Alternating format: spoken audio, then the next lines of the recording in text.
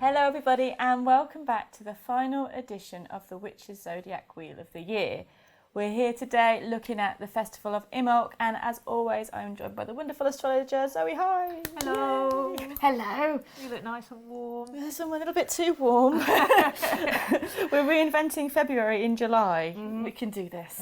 We have done it. It's fun. It's here. It's beautiful. I always love these videos because it's so hard to get into the mindset of a different festival at the wrong time of year. But then when I get into it and we can talk about it and dress up the room, I'm so into that frame of mind of the festival.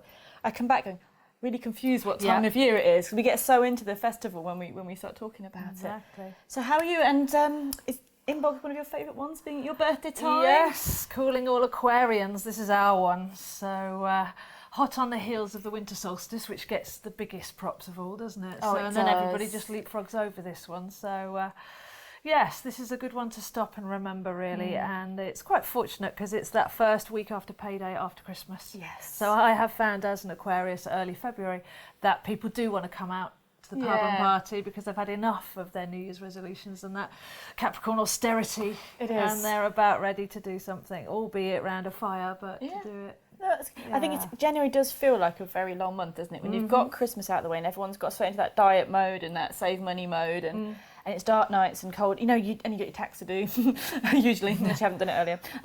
And it does really feel like such a long month. And Imbolc is one of my favourites because you just feel that first beginning of spring, and I get really excited that it's not too much longer of the dark nights. As you say, the lovely Aquarian vibe. It's beautiful. That first snowdrop that comes up through the ground, that hint that hope is there, that the sun is starting to come back to its strength after the winter solstice. And it was called the quickening, which I love, because Aquarius is a double zigzag, and for me that's a perfect zig and zag.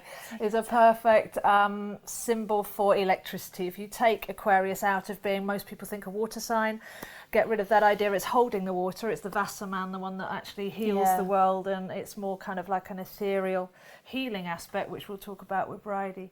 But then people go, oh, okay, it's an air sign, but we've got to take it past that. We've gone kind of quantum now. It's the cosmic frequencies that we're looking at with that quickening. So I think so. I think electricity is the best way I could think of describing Aquarius nature. Air doesn't quite sum it up, does it? No, it's gone past air. It's gone past air. So yeah, we've got the zigzags, which is so wonderful because in the age of Aquarius, which we'll be talking about a bit later, it's all about being the responsible person for the transmission and reception to your heart. You're creating your world from those zigs and zags, and it's what you're putting out and what you're getting back. So the age of Aquarius is a large bit to do with, but if you imagine those two things as frequency, one going out and the other one coming in, then I think that's more what the symbol is actually currently representing. And it's nice to let astrology develop rather than have it stuck in the 70s or whatever. Oh, I like that, and that's perfect. And so much talk about that on Informed. People talk about what you're putting out there, your heart intention's the important thing. But I suppose Zig and Zag did the right thing because their intention was the girls all loved them. Yes. And that was not a bad intention to put Yes, out. exactly. What an affirmation. Those girls, they all love me. There you go. That's one. That's one for the chaps. No, but I love that, and I love that that's becoming, even though it's not quite the age of Aquarius, is it? Or is it we're here yet? That's debated. Is it debatable? I'm not really sure. I don't that know. really is debated. It could have been kicked off in the 60s with the musical Hair, and also when Uranus and Pluto were conjunct. The interesting thing of that now, of course, is that Uranus and Pluto are squared off, and what the civil rights rebellions that we saw start at the conjunction are now kicking off massively, to the point that I think there was over 3 million people all protesting in Egypt yesterday. It's the biggest protest on one day ever in the history of the world. So again, what we're putting out, imagine the collective field of that, enough people saying enough, that's just absolutely incredible. So the rebel, which is Uranus and Aquarius, it's really that exciting time. So might have started in the 60s, others say it may not come in just yet, but we can feel it, so that's enough. It's probably here. Yeah. So Imbolc, the names, it's got a debatable meanings, hasn't it? Usually links to ewes and their milk. There's a couple of people saying it's not that, but it's either Imbolc, which is ewe's milk, or Imbol, which is in the belly, which is, basically it's all going towards lactating ewes and they don't lactate. So of course, if you imagine to our ancestors' times when the winter had been very, very harsh, it's for us, it is bad for us now, but imagine then when you first saw the first lamb coming, and the pregnant lambs, it would have been very exciting knowing that the times of abundance were on their way, that the time of, you say, austerity, of harsh winter, even though it's not over, and Imbolc doesn't say it's all over, it just says, come on, that flame of hope is there. We can see the first signs. And Aquarius is seen as the humanitarian visionary, to be able to see the first signs of what's coming in for the future. So again, from protesting to lambing season, there's not that much difference in astrology. It's having that vision to be able to see past the coldest bits into the future and how everything can be better for all. So those are big attributes of Aquarians. This is brilliant, and that's why it adds the excitement of February the 1st when it's Imbolc. When you can see still today, you still can see the ewes, if it's the right time, if it's the right kind of winter, the right kind of spring, starting to give birth, and it's like that. Like you say, it's about a vision of the future. You can't suddenly go, well, hey, it's spring, let's pig out, because your ancestors wouldn't have been happy if you ate up all the last reserves. Woohoo! It's still kind of thing, not yet, but we can see that's where it's going, and it would still be a time of purification, wouldn't it? After I think that's very good for this day and age as well, because after the Christmas time, you get told to make New Year's resolutions on January the 1st. I think it's quite harsh, because you're kind of in the midst of all this post-Christmas hangover, and you're told, now you've got to change your life around, and I think Imbolc's a much better time to put resolutions out there. Exactly, and it's a good time just for purification. The myths go that the fox knew when not to cross the frozen water. Yeah. So you've got that kenning, the cunning, the knowing, and the motto of Aquarius is I know. So we've got a lovely picture of me and Ken in Kenwood, which wasn't named after him, but we're pretending maybe it was. Maybe. So we have the fox, the lovely fox who knows when not to cross the ice. So that's another thing, it's about the ice thawing. So when we work with magic, we kind of do the banishing first and then the purification before we invoke. Yes. And I feel that this is one for purification. And even when we look at the colours, we're dealing with a single white candle with an orange flame. That's representing the spark of life coming back. And Bridie, who you're going to talk about in a minute, was always portrayed as a slender white female with pale red hair. Yes. So I've done quite a good job of looking like Yes. And I've got some white sage here, which is another white reference, but also with purification as well. So this is a great time to purify. Shall I do a bridey bit? Yes. Why not? Why not? So the goddess that we often will hear talked about for Imbolc pretty much always is Bridie. Bridget, Breed, there's lots of different pronunciations. Go with whatever you feel is right. Now, she is now a saint in, most people have heard there's Candlemas and Saint Bridget.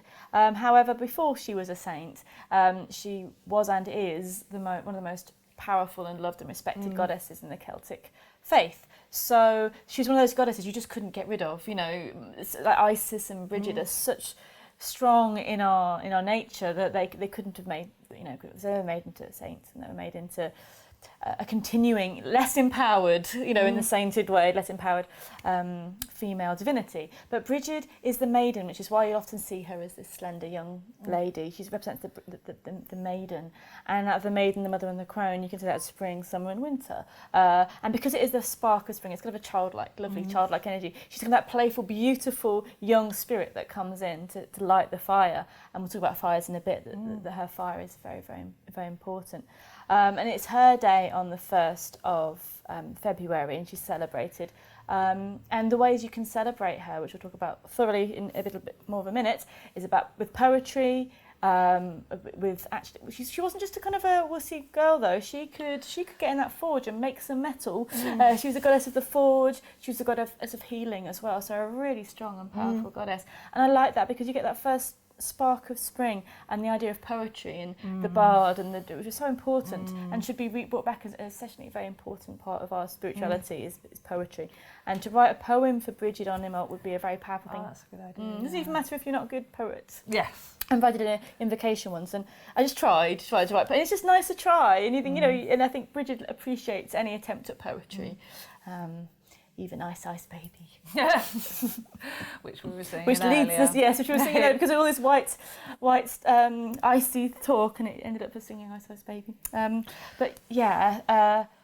Bridget is also linked to brides, obviously, and you're going to sort of go into why in the London sense that is. Yeah, so we had Bridget, and that's the fire link as well, isn't it? The forge. So the fire that heals, the fire that warms, the fire that inspires, the fire, that alchemy in the forge. You're putting metal into the forge and turning it into liquid. You're changing shape of things. You're creating sacred objects. So there's a great sacredness with Bridget, and she carried across really well into religion. Yeah. So she had, I believe it was 9 or 13 Vestal Yeah, virgins. I think it was 9, but I could be wrong. Yeah, so the numbers 9 and 13 often appear with the goddesses.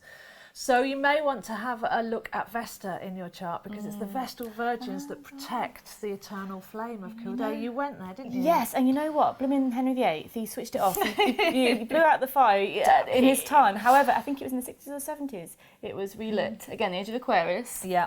The flame, and is now protected again. So it was protected all this time. The flame of Bridget, the sacred flame, was kept going, and then it was taken out, and that was a very masculine time, wasn't it? The Tudor era, even with Queen Elizabeth I, who still had to rule in a very masculine way. And it was relit. It was rebrought in this century. So that's really good to know. This kind of, and it's time probably in the 60s and 70s when the goddess religion was being, goddess spirituality was being rediscovered as well, and it's been relit. So that's lovely. And it's a kind of fine line between bravery and stupidity, because it was said that if a man got anywhere near the flame, he'd go raving mad. So I wonder who it was that they actually got to snuff out the flame. But like you say, it's back. It's back. So we have this eternal flame, which stands for your soul, your divine life spark energy. And that's what Aquarius is all about. It's the spark of the Leo inside the man. So it's the warmth of the heart and that divine spark. And then that translated over into all sorts of things. I mean, the word bride comes from Bridget, so this is why brides wear white. Yes. And then in London and in many other cities, but in London there's a church called St Bride's. Yeah. And it's got a triple steeple designed by Sir Christopher Wren, and this is where we get the wedding cakes from in the triple, because it's the triple aspect of the goddess. So we have a white triple. When you see white triples, you're largely dealing with bridie. And also Britain, Bridget, Anna. So it's Bridie and Anu. They're the two totem goddesses that even give their name to this country. Yes, so so powerful stuff. And really, I think a lot of people do feel very drawn to Bridget and Bridie. And she's an all-encompassing, beautiful energy to work with. And particularly this time of year with the... People often start new projects, don't they, Aquarius time? You know, after Christmas, you're meant to do things in January, you're just too tired and stressed. Just trying to lose weight and just trying to get through the dark nights, and it's a great time to start new projects. So it could be poetry, could be maybe a time Imbolc to start a new hobby or something you can try, something creative and crafty. And there's lots of meditations you can do with Bridget or Bridie where you go to the forge and you kind of use the alchemy sense to transform yourself. So that's something to think about at this time as well. And then another festival that falls quite near, we've talked about the fox crossing the ice, and if you look at your star globes, anybody that's got one, you'll see that the constellation of Vulpecula is very close to Aquarius, so that's the fox. But the next one that's really close is Cygnus, which is actually at the centre of the galaxy. The Swan's Path is said to bring souls in and out of across the Milky Way to the galactic centre. But soon after Imbolc, you get Valentine's Day, which is totally made up. But it actually comes from, because we've got Cygnus, we've got White, we've got the Swan. Yeah. So it's the swans, when they touch their beaks, when they're mating at that time of year, create a heart shape and they mate for life. Yeah. So if you want to even carry on being authentic, lose some of the schmaltz of Valentine's Day and maybe go and do something a little bit more eternal, a little bit more soulful, and align with that swan energy, because that's really beautiful and that's where that came from. Oh, that's lovely. I like that a lot. So it's given a lot more, I think knowing this, it gives a lot more depth to that time, because Valentine's Day is the official next thing that happens on the modern materialistic calendar. You spent your money, then you've next, and so to kind more of money, more money, and you know, and now it gives you, hopefully, if you didn't know this before, it gives you a little bit more of a beautiful, soulful journey through this time of year, which is often just looked over as like you get Easter eggs in the stores pretty much a day after Christmas. Yeah. You know, you're on that next thing already. Snakey, come back. Oh, snakes! That reminds me. Oh, sorry, that's what reminded me. Yeah, so it gives it a much more soulful journey. Yeah. And the snakies are not just a beautiful fashion accessory. It was said in Scottish folklore that on St Bridget's Day or Bridie's Day or Imbolc, that the snakes would leave their holes for the winter. So actually seeing snakes coming out of the holes was meant to symbolise, it was Bridget's Day. And that would be where they got Groundhog Day from. Because Groundhog Day is the 2nd of Feb. So heard we're actually that. going from about the 1st to the 6th because it's the middle degrees of Aquarius. But that's where you would have got that Groundhog Day from. If he pops his head out, then it means it's going to be sunny forever or whatever. Exactly, so it meant it was going to be a good spring if they came out on that day. So that's why, again, obviously snakes are linked to so many different areas of wisdom and our ancient traditions. But that was why some people link it with healing. Bridget. And healing, definitely the Transformational Caduceus. healing. Yeah, there we go. Thank you for reminding me, Snakey. You fell off and told me. And then we've got the runes. Yep, so we've had an idea of white and flame, so you can light a white candle. You can work with some swan energy, and then we've got some runes here. We've got ice, baby. So ice is standstill. Ice is when the ice is still there, obviously. And Isis has got an element of ice to it. But then along comes Ken or Kenaz. So Foxy. This is the Foxy torch energy, and this means, the quickening of that spark. So this is when we can see the ice starting to melt.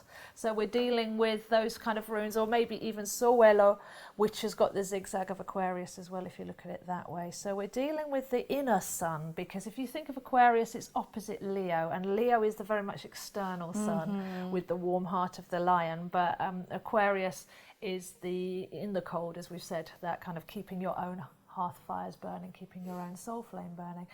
And there's possibly a link to the Sphinx, that man-cat thing. You could say that was, the Sphinx may be looking east at the rising of the constellation of Leo, but there's still that echo of the Aquarius as well. So for any Aquarians out there, have a look at Leo as well, and any Leos out there, have a look at Aquarius. Because just like that yin-yang symbol, you hold the seed of the opposite sign. And quite often, if you're being too Aquarius, you might want to bring in some of that Leo and actually work with that warmer energy. So there you go. Excellent. So we've got whites, feathers. Yeah. Single I had white something else to talk candles. about, and it went in my head one way and out the other way. Oh, yay! Selenite. Crystal. Maybe that'll inspire you. Remember what was it that I was thinking of? Yeah, beautiful. And selenite's a beautiful healing wand as well, isn't it? You can use it to send healing, or to put that on a part when you maybe work with somebody else. Put this selenite crystal. Very flaky though. It does tend to go in water, and it will dissolve. Yeah, I like that in the hard way. The hard way, flaky crystal. But it's a beautiful. It's It gorgeous. looks like ice. It does look very like ice. high vibrational Aquarian energy. Yeah. So if you want to be visionary, if you want to be a bit more rebellious, if you want to get So right up there to nice. that crown chakra, then this is going to... Perfect way to It's go. like the Red Bull of crystals. It kind of sets your teeth But much better for you. yes, much better. Oh, there's something there, and it's still gone. Oh well, glitter? Could be. No. That is there. Guessing. You'll probably come back to me as soon as you stop filming, and I'll go no. No, it was that And then thing. what I'll have to do is have to write a blog or something, or put it up somewhere else. And yes. That's what we'll do. That's what we'll do. Yes, that's and actually that brings us to the point that Oh yeah. that we have things to show you online. We've got a new page. Come and find us on Facebook, the Witches Zodiac fan page. And we're going to have a blog and everything as well. So it's going to be a little bit of a lovely community for you all to kind of share your ideas on. Yeah, And we that's can brand post new, so that we're things, not leaving it here. We've got that web page where we can Facebook page where we can actually all communicate, advertise various bits, and just put up bits of information. So that do feel free to come and share any of your views on what these Sabbats are like.